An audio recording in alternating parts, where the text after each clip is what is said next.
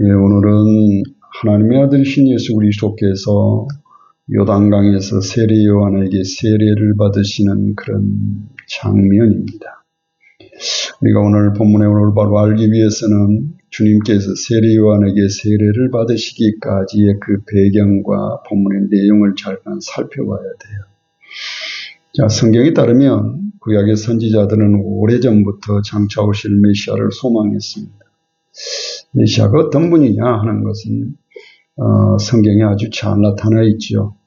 창세기 3장 15절에서는 여자의 후손으로, 창세기 22장 18절에서는 아브라함의 자손으로, 그리고 사무엘하 7장에서는 다윗의 자손으로 증거를 합니다. 그럼에도 불구하고 구약의 선지자들에게 문제가 있는데, 그게 뭐냐면 그들이 소망하는 메시아가 언제 어느 때에 정확하게 오실 것인지를 알지 못했다는 거예요. 왜 그러느냐? 그것은 하나님께서 메시아가 오신다는 사실은 말씀하셨지만 그때와 시기는 말씀하지 않으셨어요. 자, 그러나 그럼에도 불구하고 메시아가 언제 오실지에 대해서는 가르쳐 주시지 않았지만 하나님께서는 메시아가 오시기 전에 주의 사자를 보내시겠다고 하셨어요. 메시아가 오시는 징조를 말씀하셔요. 메시아가 오신다고 하는 사실을 나타내는 징조가 뭐냐면 주의 사자예요. 자, 이에 대해서 말라기 3장 1절에 보면 만군의 여호와가 이르노라, 보라 내가 내 사자를 보내리니 그가 내 앞에서 길을 예비할 것이요 너희의 구하는 바 주가 호련히 그 전에 임하리니 너희의 사모하는 바 언약의 사자가 임할 것이라고 증거를 합니다. 이 말씀에 보면 사자가 둘 나와요. 앞에서는 주의 사자고 뒤에서는 언약의 사자예요. 이 언약의 사자가 오시기 전에 먼저 누가 등장하냐면 주의 사자가 등장해요. 그러면 하나님께서 보내시려고 약속하셨던 주의 사자는 누구이냐? 말라기 선지자는 이에 대해서 선지 엘리야라고 증거를 합니다. 그래서 말라기 4장 5절에 보면 보라 여호와의 크고 두려운 날이 이르기 전에 내가 선지 엘리야를 너희에게 보내리라고 말씀합니다. 자, 그런데 때가 이르자 하나님께서 선지자들로 말씀하신 이 선지 엘리야를 보내십니다. 그가 누구냐 하면 세례 요한. 마태복음 3장에 따르면 세례 요한은 예수 그리스도께서 공생의 사역을 시작하시기 전에 사역을 시작합니다. 그 내용을 살펴보면 첫째로 세례 요한의 메시지는 하나님 나라였습니다. 그래서 마태복음 3장 2절에 보면 세례 요한이 회개하라 천국이 가까웠느니라 하고 말씀하시니 증거했다고 증거해요. 지난 시간에도 말씀드렸습니다만 천국이 가까웠느니라고 증거했던 세례 요한을 시계로 비유를 해요. 그래서 주님께서 천국이 가까웠느니라고 말씀하신 것을 12시라고 한다면 세례 요한은 11시로 비교를 해요. 그래서 임박했다고 하는 사실을 가르쳐줘요. 매우 가까이 온 사실. 두 번째로는 세례 요한이 천국이 가까웠다고 증거한 것은 선지자들이 오시리라고 증거했던 메시아, 다시 말하면 오시리라고 증거했던 왕이 오시기 때문에 그래요. 자, 이와 같은 사실 때문에 이 마태복음 3장 11절에 보면 세례 요한은 자신의 뒤에 오실 분, 다시 말해서 이 선지자들이 오시리라고 증거했던 메시아적 왕에 대해서 내 뒤에 오실 분으로 증거하면서 자신의 뒤에 오실 분에 대해서 성령과 불로 세례를 주실 분이라고 증거를 합니다. 성령은 구원을 의미하고 불은 심판을 의미하죠. 그런 의미에서 자신의 뒤에 오실 분에 대해서 구원과 심판주로 증거를 하죠. 그래 함으로써 뭘 증거했냐면 임박한 심판을 증거해요.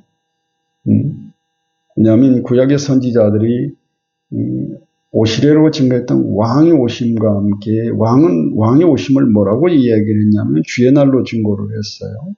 그래서 주의 날은 구원과 심판의 날인데 이 세례 요한은 왕이 오심과 함께 임박한 심판을 증거하면서 심판에 대비해서 회개의 세례를 주었습니다. 그런데 본문에 따르면 우리를 위해서 육신을 입고 오신 거룩하신 하나님의 아들이 요단강에서 세례요한에게 세례를 받으셔요. 자, 우리가 본문의 말씀을 올바로 이해하기 위해서는 세례요한에게 세례 받으신 분이 누구냐 하는 거예요. 성경에 따르면 예수 그리스도께서는 선지자들이 오시려고 증거했던 메시아 하나님의 아들이신 우리의 구세주이십니다. 그래서 마태복음은 이렇게 증거하죠. 마태복음 1장 1절에는 예수 그리스도를 아브라함과 다윗의 자손으로 증거함으로써 예수 그리스도께서 아브라함과 다윗의 언약의 성취자로 오셨다고 증거를 해요. 그리고 마태복음 2장에 따르면 이 다윗의 자손으로 오신 예수 그리스도에 대해서 이스라엘의 왕 그리스도 다스리는 자 이스라엘의 목자라고 증거를 했습니다. 그런 후에 마태복음 2장 15절에 보면 예수 그리스도를 하나님의 아들로 증거를 해요. 그런데 본문에 따르면 하나님의 아들이신 주님께서 요단강으로 가셔서 세례요한에게 세례를 받으셔요. 본문 13절 14절에 보니까 하나님의 아들이신 주님께서 세례요한에게 세례를 받으시기 위해서 갈릴리에서 요단강으로 가십니다. 성경에 따르면 세례요한은 자신에게 나오시는 분이 자신의 뒤에 오시리라고 증거했던 메시아인 줄 곧바로 알아봤어요. 어떻게 알아봤을까? 이제 성경의 그 내용이 요한복음 1장에 나타나 있는데요. 요한복음 1장에 따르면 유대인들이 예루살렘에서 이 제사장들과 레위인들을 베다니에 있는 세례요한에게 보내요. 그 보낸 이유는 뭐냐? 그가 누군지를 알아보기 위함이었어요. 요한복음 1장 20절 28절에 보면 제사장들과 레위인들은 세례요한에게 모두 5차례의 질문을 합니다. 내용을 살펴보면 첫째, 제사장들과 레위인들은 세례요한에게 네가 누구냐 하고 물어요. 그게 첫 번째 질문이에요. 그러자 세례요한이 대답을 합니다. 성경은 뭐라고 되냐? 요한이 드러내어 말했다. 그래서 뭐라고? 나는 그리스도가 아니다라고 대답했다. 그러자 두 번째로 제사장들과 레위인들이 세례요한에게 다시 질문합니다. 그러면 무엇이냐? 네가 엘리야냐? 라고 질문을 했어요. 그랬더니 세례요한은 이번에도 나는 엘리야가 아니다고 대답을 합니다. 그러자 제사장들과 레위인들이 세례요한에게 세 번째로 다시 질문을 합니다. 그러면 네가 선지자냐? 라고 물어요. 그러자 세례요한이 이번에도 또 대답을 합니다. 나는 선지자가 아니다 라고 대답을 해요. 그러자 세례요한이 자신이 그리스도도 아니고 엘리야도 아니고 선지자도 아니다고 말하자 제사장들과 레위인들은 세례요한에게 그러면 당신은 누구냐? 우리를 보낸 이들에게 대답하게 하라라고 질문을 합니다. 우리를 보낸 이들은 누구니? 예루살렘에서 보낸 사람들, 예루살렘에 있는 사람들, 그 사람들에게인데 우리가 뭐라고 대답을 해야 될 것이냐라고 질문을 해요. 그러면서 그러면서 너는 내게 대하여 무엇이라고 해요? 자, 지금까지 너는 누구냐? 그리스도냐? 아니면 네가 엘리야냐? 아니면 네가 선지자냐라고 했는데 다 아니라고 했어요. 그러자 이제 질문을 바꿉니다. 뭐라? 너는 너에 대해서 뭐라고 말하느냐? 네가 생각해 너는 누구냐? 자신이 지금까지 계속 너는 누구냐 했는데 반대로 질문을 바꿨어요. 그래서 너는 너에 대해서 뭐라고 하냐? 자, 그랬더니 세례요한이 이렇게 대답을 합니다. 나는 선지자 이사야의 말과 같이 주의 길을 곧게 하라고 광야에서 외치는 소리다. 다시 말하면 얼굴 없는 음성이지요.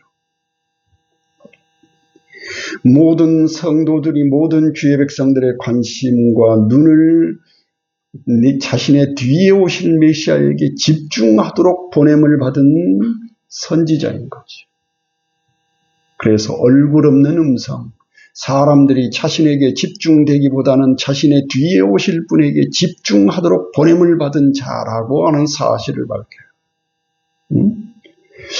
자, 그랬더니 다섯 번째로 제사장들과 레위인들이 세례요한에게 네가 그리스도도 아니고 엘리야도 아니고 선지자도 아니면 어찌해서 세례를 주느냐라고 질문을 다섯 번째로 합니다. 그러자 세례요한은 자신의 뒤에 오실 메시아에 대해서 증거해요. 뭐라고 하냐면 나는 물로 세례를 주거니와 너희 가운데 너희가 알지 못하는 한 사람이 서 있는데 지금 온 것을 세례요한도 알고 있는 거죠. 오신 것을. 그래서 서 있는데 내 뒤에 오시는 그분이다. 내가 너희에게 내 뒤에 오시리라고 증거했던 그분이 지금 이미 와서 너희 가운데 서 있다. 너희는 알지 못하지만. 그러면서 증거합니다. 나는 그의 신들매 풀기도 감당하지 못하겠노라 하고 대답을 합니다. 요한복음 1장 28절에 보면 이 일은 요한이 세례 주던 곳 요단강 건너편 베다니에서 된 일이다라고 증거를 해요. 그러는 거예요. 요한복음 1장 29절 30절에 보면 이튿날 요한이 예수께서 자기에게 나아오심을 보면서 뭐라고 이야기냐면 보라 새 상제를 쥐고 가는 하나님의 어린 양이로다. 내가 전에 말하기를 내 뒤에 오는 사람이 있는데 나보다 앞선 것은 그가 나보다 먼저 계심이라 한 것이 이 사람을 가리킨다라고 주님을 곧바로 알아봅니다.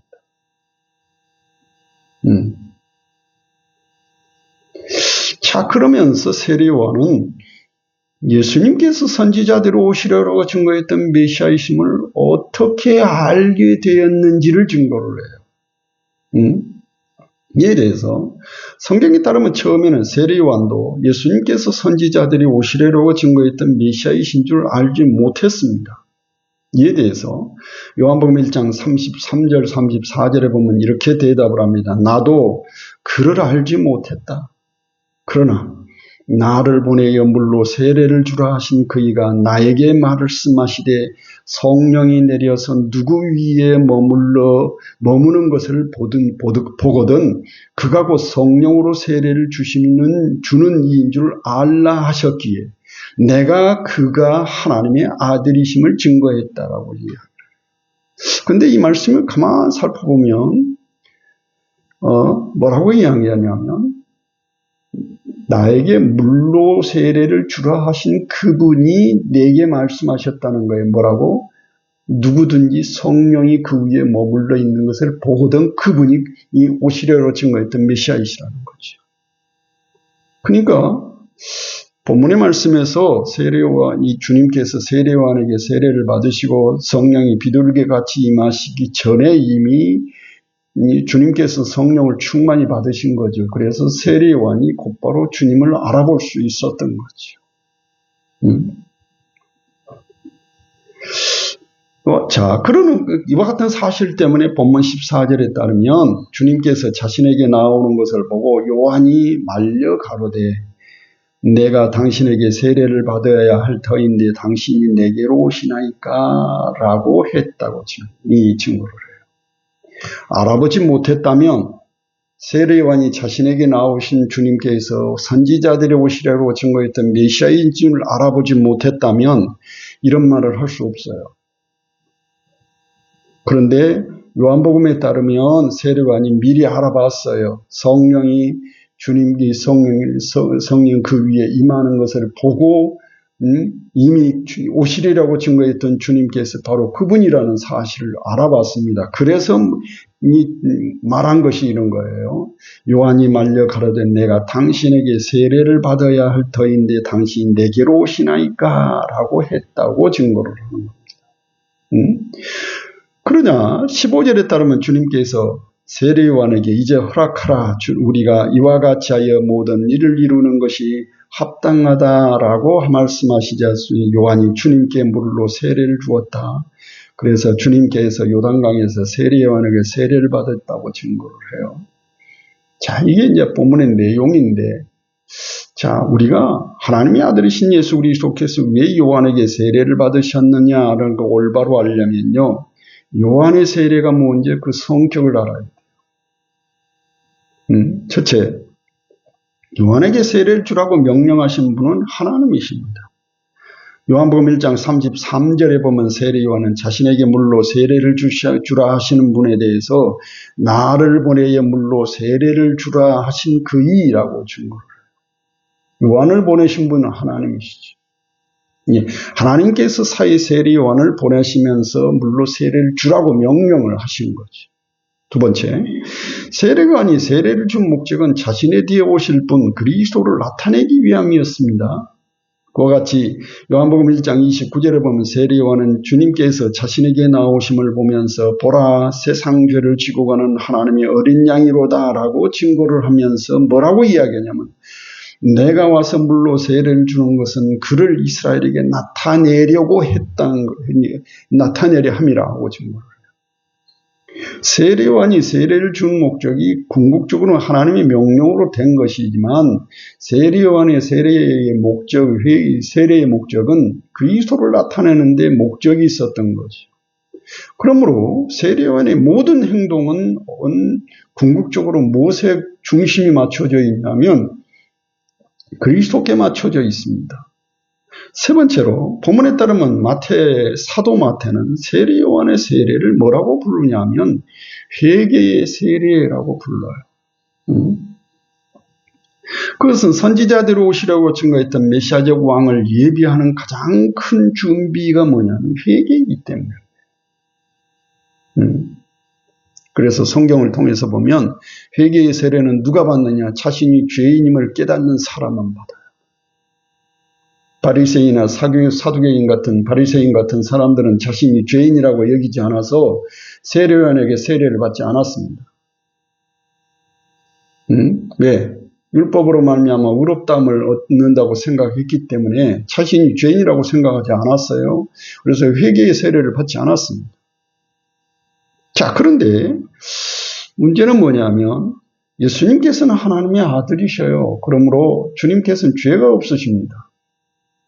그러기에 주님께서는 죄인들이 받는 회개의 세례를 받으실 필요가 없지요. 그럼에도 불구하고 주님께서 세례 요한에게 죄인들이 받는 회개의 세례를 받으신 거죠. 그 이유는 뭘까요? 그것은 죄 없으신 주님께서 자기 백성들을 위해서 죄인으로 자처하신 것을 의미해요. 그러면 죄 없으신 주님께서 세례 요한에게 죄인들이 받는 회개의 세례를 받으심으로 자기 백성들을 위해서 죄인으로 자처하셨다는 것은 도대체 뭐냐? 그것은 죄 없으신 주님께서 우리를 죄에서 건지시기 위해서 우리의 죄를 대신해서 짊어지신 것을 의미합니다. 주님께서 하나님의 아들이심으로 죄가 없죠. 회개의 세례를 받을 필요가 없는 거죠. 죄인들이 받는 것이니까. 그럼에도 불구하고 주님께서 세례 요한에게 회개의 세례를, 죄인들이 받는 회개의 세례를 받은 것은 1차적인 의미는 우리가 지은 죄의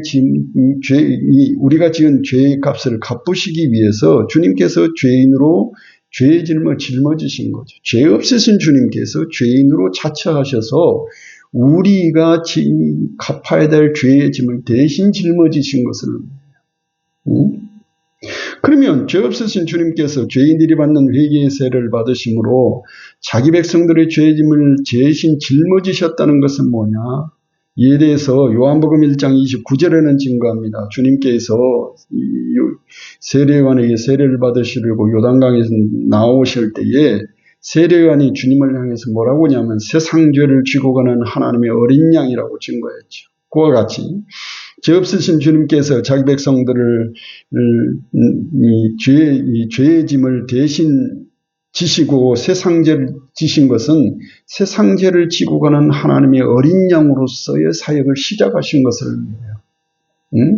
하나님의 어린 양으로서 가장 큰 사역은 뭐냐면 자기 백성들을 죄에서 건지시는 거지요. 주님의 가장 큰 목적은 뭐냐면 자기 백성들을 저희 죄에서 건지는 거예요.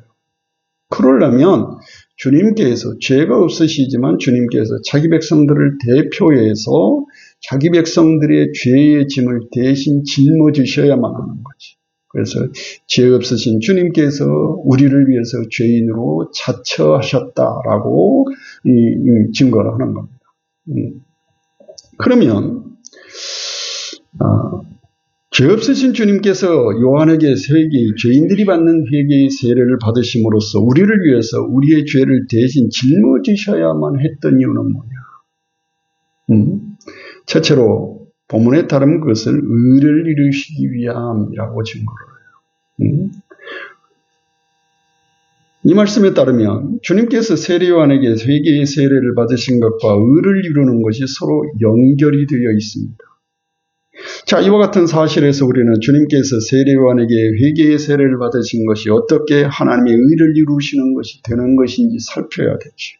성경에 따르면 죄 없으신 주님께서 세례 요한에게 회개의 세례를 받으신 것의 의를 이루시기 위함이라는 사실은 주님께서 오신 목적과 밀접한 연관이 있어요. 마태복음 1장 21절에 따르면 그리스도의 오신 목적에 대해서 자기 백성들을 저희 죄에서 건지시기 위함이라고 증거를 하죠. 그럼에도 불구하고 주님께서 우리를 죄에서 건지시기 위해서는 이사야 선지자가 증거한 바대로 죄 없으신 주님께서 우리의 죄를 대신해서 죽으셔야만 합니다. 죄 없으신 주님께서 우리를 위해서 죽으셔야 한다는 사실은 이사야 53장에 잘 나타나 있어요. 이사야 53장에 따르면 이사야 선지자는 장차 오실 메시아적 왕을 뭐라고 증거하냐면 여호와의 고난받는 종으로 증거해요. 그러면서 이사야 선지자는 장차 오실 메시아적 왕이 여호와의 고난받는 종으로 오셔야만 한 이유에 대해서 자기 백성들의 죄를 대신해서 자신을 대속제물로 들이심으로 고난받고 죽으심으로 자기 백성들을 죄의 죄에서 건지셔야 하기 때문이다라고 증거를 합니다. 그러니까 다른 한편으로 따지면 메시아적 왕이 여호와의 고난받는 종으로 오셔야만 하는 필수적인 조건은 뭐냐면 자기 백성들의 죄를 대신해서 죽으셔야만 하는 거죠. 죄의 짐을 지고 죽으셔야만 하는 거죠. 자, 이와 같은 사실 때문에 이사야 53장 3절 6절에 보면 이사야 선지자는 장차 여호와의 종이라 일컬음을 받을 메시아가 받으실 고난에 대해서 증거를 해요. 그는 멸시를 받아서 사람에게 실어버린 바 되었으며 강고를 많이 겪었으며 질고를 아는 자라. 마치 사람에게 얼굴을 가리우고 보지 않음을 받는 자 같아서 멸시를 당하였고 우리도 그를 귀하게 여기지 아니하였도다. 또 그는 실로 우리의 질고를 지고 우리의 슬픔을 당하였거늘 우리는 생각하기를 그는 징벌을 받아서 하나님께 맞으며 고난을 당한다고 했다. 또 그가 찔림은 우리의 허물을 인하며 그가 상함은 우리의 죄악을 인함이라. 그가 징계를 받음으로 우리가 평화를 누리고 그가 채찍에 맞음으로 우리가 나음을 입었도다. 우리는 다 양 같아서 그릇 행하며 각기 제갈 길로 갔거늘 여호와께서는 우리의 무리의 죄악을 그에게 담당시키셨도다라고 증거를 합니다. 이사야 선지자가 그리스도의 오시기 이전에 벌써 몇백 년 전에 예언한 거지. 그런데 때가 차면 하나님께서 선지자들로 약속하신 메시아 예수 그리스도를 보내셨습니다. 마태복음 1장 21절에 따르면 그리스도의 오신 목적에 대해서 예수 그리스도에 대해서 이렇게 증거해요. 자기 백성들을 저희 죄에서 건지시기 위해서 오신 구세주라고 증거를 합니다. 그럼에도 불구하고 주님께서 우리를 죄에서 건지시기 위해서는 오래전 이사야 선지자가 증거한 바대로 죄 없으신 주님께서 우리의 죄를 대신해서 죽으셔야만 했지요. 그러나 주님께서 우리를 죄에서 건지시고 의롭다 하시기 위해서는 그보다 먼저 죄의 짐을 짊어져야만 하는 거죠. 그냥 이루어질 수는 없어요. 새로운 인류의 대표자가 돼서 자기 백성들을 위해서 죄의 짐을 짊어져야만 하죠. 그래서 첫 번째로 뭐냐? 죄인이 되셔야만 하는 거죠. 죄인으로 자처하셔야만 하는 거죠. 다시 말하면 주님께서는 하나님의 아들이심으로 죄가 없었습니다.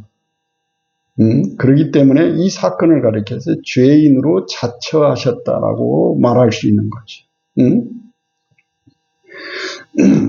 죄인으로 자처하셨다는 말은 다른 말로 하면 죄 없으신 거룩하신 하나님의 아들이 우리를 위해서 죄의 짐을 우리가 짊어지고 우리가 갚아야 될 죄의 짐을 짊어지셨다는 의미를 가지고 있습니다. 그런데 죄 없으신 하나님의 아들이 세례요한에게 죄인들이 받는 회개의 세례를 받으심으로 우리의 죄를 대신 짊어지신 거죠. 거룩하신 하나님의 아들이 죄인들이 받는 회개의 세례를 받으심으로 죄인으로 자처하신 것은 세상 죄를 지고 가는 하나님의 어린 양으로서 사역을 하기 위함이에요. 자, 이와 같은 사실 때문에 본문 15절에 따르면 주님께서는 세례요한이 주님께 회개의 세례를 주는 것을 망설이고 있을 때 뭐라고 이야기하냐면 이제 허락하라 우리가 이같이 하여 모든 의를 이루는 것이 합당하다라고 증거를 한 겁니다. 다시 말하면 주님께서 세례요한에게 세례를 받은 것은 지금 이 하나님의 의를 이루시기 위한 하나의 과정이라는 거죠. 둘째로 죄 없으신 주님께서 요한에게 죄인들이 받는 회개의 세례를 받으심으로 우리의 죄를 짊어지셔야 했던 이유는 뭐냐? 율법으로 말미암아 죄의 종이 되어버린 자기 백성들을 그들의 죄에서 건지셔야 하기 때문에. 예를 들면 성경에 따르면 하나님께서 아브라함과 이삭과 야곱과 맺은 언약을 기억하사 이스라엘 애굽 땅 종되었던 집에서 건지시고 그들을 신의 산으로 인도하셔서 언약을 맺으심으로 하나님께서 이스라엘의 하나님이 되시고 이스라엘을 하나님의 거룩한 백성으로 삼으십니다. 그런 후에 하나님께서 자기 백성 이스라엘에게 하나님의 통치의 수단으로 율법을 줘요. 이는 하나님께서 율법을 통해서 자기 백성 이스라엘을 다스리시기 위함이었습니다. 이를 위해서 하나님께서는 이스라엘에게 율법에 대한 순종을 요구했어요. 이스라엘의 율법의 순종은 하나님과의 언약의 관계 아래 살고 있음을 의미하죠. 그것은 이스라엘의 율법에 순종함으로써 하나님의 언약을 따라 사는 하나님의 백성임을 증거하기 때문에 그래요. 그러나 성경에 따르면 소위 하나님의 백성이라고 자랑하는 이스라엘이 율법에 불순종함으로 범죄합니다. 로마서 2장 17절 23절에 보면 바울은 소위 하나님의 백성이라고 자랑하는 이스라엘에 대해서 이렇게 증거를 합니다. 유대인이라 칭하는 네가 율법을 의지하며 하나님을 자랑하며 율법의 교훈을 받아 하나님의 뜻을 알고 지극히 선한 것을 좋게 여기며 네가 율법에 있는 지식과 진리의 규모를 아는 자로서 소경의 길을 인도하는 자요 어두움에 있는 자의 빛이요 어리석은 자의 훈도여 어린아이의 선생이라고 스스로 믿었다. 이 말씀에 보면 이스라엘의 율법 아래 있으면서 하나님께서 주신 율법으로 말미암아 이스라엘은 굉장한 자부심을 가졌다는 것을 의미해요. 그러나 반전이 있습니다. 뭐라고 증거하냐면 그러면 다른 사람을 가르치는 네가 네 자신을 가르치지 않느냐? 도적질을 하지 말라 반포하는 네가 도적질을 하느냐? 간음하지 말라 말하는 네가 간음하느냐? 우상을 가증히 여기는 네가 신사 물건을 도적질하느냐? 율법을 자랑하는 네가 율법을 범함으로 하나님을 욕되게 하느니라. 하나님께서 이스라엘 백성들을 이 애굽에서 건지시고 그들을 신의 산으로 인도하셔서 언약을 맺으십니다. 자기 백성 이스라엘에게 하나님의 통치의 수단인 율법을 주심으로 이스라엘을 율법 아래 살게 하셨어요. 이스라엘의 율법에 순종하는 것은 그들이 하나님과 언약 안에 살고 있음을 의미하는 증표죠. 과연 이스라엘은 율법을 자랑했습니다. 자신들이 세상 어떤 사람들보다 먼저 율법을 받았고 그 율법 아래 살고 있음을 자랑거리로 삼았어요. 그럼에도 불구하고 이스라엘은 율법 아래서 오히려 더욱더 죄가 분명하게 드러났습니다. 자, 이와 같은 사실 때문에 성경에 따르면 바울은 증거합니다. 율법으로 말미암아 유대인들에게 죄가 더욱더 기승을 부려요. 이에 대해서 로마서 7장 5절에 보면 바울은 우리가 육신으로 있을 때에는 율법으로 말미암는 죄의 종력이 우리 지체 중에서 역사하여 우리로 사망을 위해서 열매를 맺었다. 율법으로 말미암아 죄가 기승을 부렸다는 것은 뭐냐 하면 율법으로 말미암아 율법이 없었을 때는 죄가 뭔지를 잘 몰랐는데 율법으로 말미암아 죄가 뭔지를 알므로써 죄가 더욱더 성장하고 자라고 율법 안에서 죄가 더욱더 성장을 해서 열매를 맺게 됐다는 거죠. 따라서 이와 같은 사실 때문에 죄 없으신 주님께서 율법 아래 죄의 종이 되어버린 이스라엘을 율법의 저주에서 건지시려고 세례요한에게 죄인들이 받는 회개의 세례를 받으심으로 자기 백성들을 위해서 죄의 짐을 대신 짊어지신 거죠. 다시 말하면 우리를 죄에서 건지시기 위해서 거룩하신 하나님의 아들이 죄인으로 자처하셔서 우리의 죄를 대신 짊어지신 거죠. 그래서 궁극적으로 주님께서 우리의 죄를 대신 짊어지고 십자가에 죽으시기 위해서 나아가시기 위한 이는 방편인 거죠. 그래서 주님께서 세례요한에게 이 모든 것을 하나님의 의를 이루는 것이라고 이야기한 겁니다. 그러면 주님께서 세례요한에게 죄인들이 받는 회개의 세례를 받으신 결과는 뭘까요? 본문에 따르면 주님께서 하나님 아버지께서 기뻐하는 하나님의 아들이심을 입증했다라고 증거를 해요. 이에 대해서 본문 16절 17절에 보면 예수께서 세례를 받으시고 물에서 올라오실새 하늘이 열리고 하나님의 성령이 비둘기같이 자기에게 내려 자기 위에 임하심을 보시더니 하늘로서 소리가 있어 말씀하시되 이는 내 사랑하는 아들이요 내 기뻐하는 자라 하시니라 하고 말씀하셨다고 증거해요. 하나님 성경에서 하나님의 아들이라고 하는 명칭은 하나님과 언약관계 안에서 하나님과의 특별한 관계나 하나님 앞에서 특별한 위치를 지시하기 위한 특정한 인물이나 특정한 부류에 사용되는 명칭이에요. 물론 성경 가끔 하나님의 아들이라는 용어가 천사들에게 부여된 것도 있지만 대부분의 경우는 언약 안에 있는 자기 백성들에게 불러줘요. 첫째는 첫사람 아담입니다. 창세기 5장에 따르면 아담이 가진 하나님의 형상이라는 단어를 통해서 첫사람 아담이 언약을 통해서 하나님의 아들이 되었음을 증거해요. 그러나 그는 범죄함으로 아들됨을 잃어버렸습니다. 둘째로 출애굽에서 시내 산에서 언약을 맺은 이스라엘입니다. 출애굽기 4장 22절에 따르면 하나님께서 출애굽하기 전 이스라엘을 향해서 내 아들 내 장자라고 했었습니다. 하나님이 이스라엘이 하나님의 장자가 된 것은 하나님께서 아브라함과 이삭과 야곱과 맺은 언약 때문이에요. 그러나 소위 하나님의 백성이라고 자랑하는 이스라엘은 범죄에서 아들됨을 스스로 포기합니다. 그러기에 예수 그리스도의 십자가의 복음을 믿는 신약의 모든 성도들을 하나님의 아들들로 부릅니다.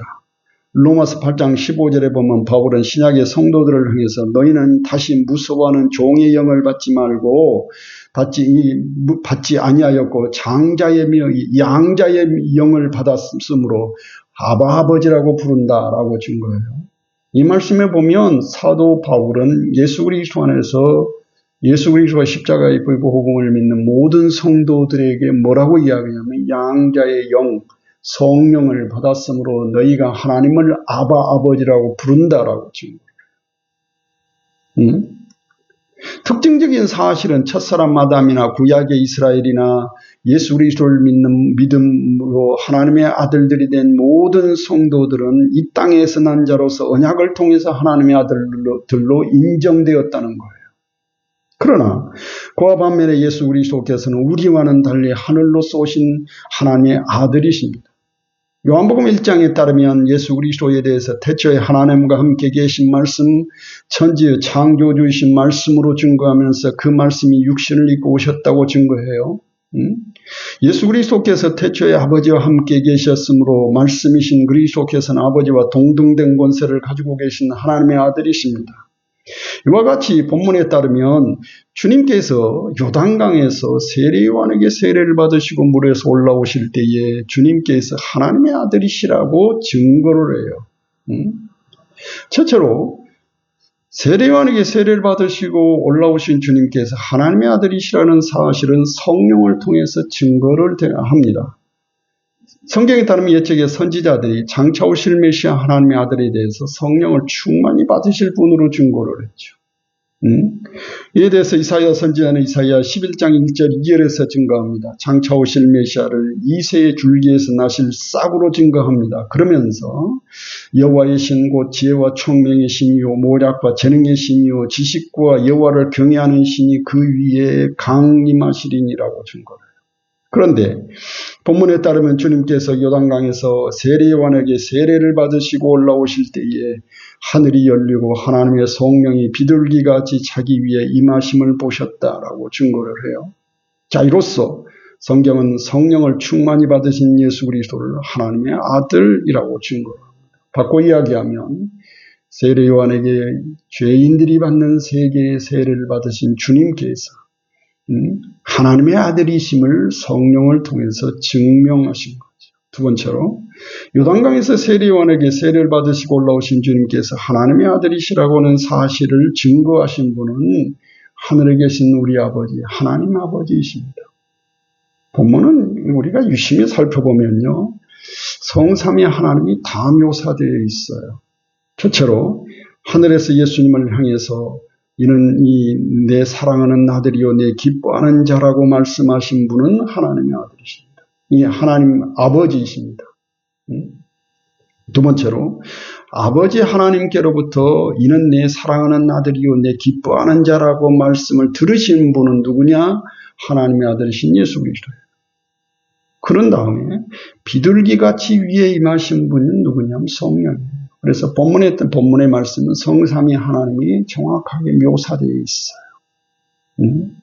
이로써 성경은 우리에게 뭘 이야기하냐면 이 요단강에서 죄인들이 받는 회개의 세례를 세례요한에게 받으신 주님을 바로 선지자들이 오시라고 증거했던 메시아 하나님의 아들이시라고 하는 사실을 하나님 아버지께서 말씀으로 증명하셨고 또 성령께서 증거하셨다고 증거해요. 그러므로 예수 그리스도께서는 하나님의 아들이신 거죠. 자, 이와 같이 예수님께서는 하나님이 보내신 하나님의 아들 그리스도이십니다. 그러므로 그분께서는 죄가 없으셔요. 그럼에도 불구하고 주님께서 죄인들이 받는 회개의 세례를 받으신 것은 우리를 위한 것입니다. 우리를 죄에서 건지시기 위해서 우리가 지은 죄의 짐을 대신 짊어지신 거죠. 죄 없으신 주님께서 죄인으로 차처하셔서 우리의 죄를 대신 짊어지신 거지. 이 모든 것은 주님께서 우리 성경대로 우리를 위해서 십자가를 지시고 죽고 부활하심으로 모든 믿는 자들을 죄에서 건지시고 구속하심으로 주님께서 하나님의 아들이시며 우리의 유일한 구세주이시며 중보자이심을 나타내려고 하신 거지. 그러므로 우리 모든 성도들은 성경이 가르쳐준 대로 예수 그리스도만을 우리의 유일한 소망으로 삼고 믿음으로 주 안에 살아가야 될 것입니다. 왜냐하면 그것은 예수 그리스도만이 우리를 죄에서 건지시고 구속하신 구세주이시기 때문이고요. 하나님께서 예수 그리스도 안에서 우리를 사랑하시고 보호하시고 우리를 인도하시기 때문에 그래요. 기도하겠습니다.